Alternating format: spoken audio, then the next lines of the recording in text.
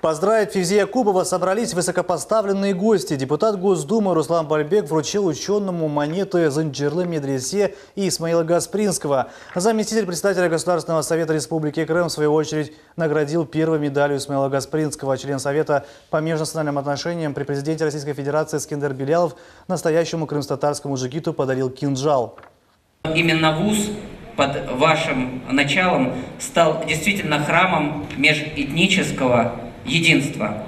И тот центр полиэтнической культуры, который действительно знаковый, единственный, думаю, что остальные субъекты Российской Федерации эту идею подхватят и реализуют. Но ваша идея была изначально, я помню, как в 15 лет в период Украины вы стучались во все кабинеты, все обещали, только сегодня в Российском Крыму ваша идея реализовалась. После того, как Руслан Исмаилович стал председателем попечительского совета нашего университета, поверьте мне, ей-богу клянусь, нам стало легче дышать.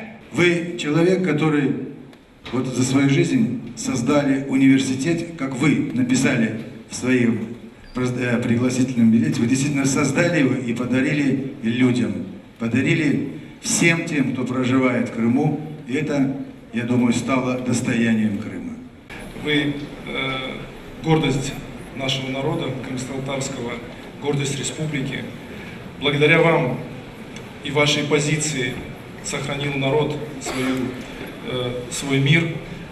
В вашем лице сохранился мир в республике. Многие мы равняемся на ваш.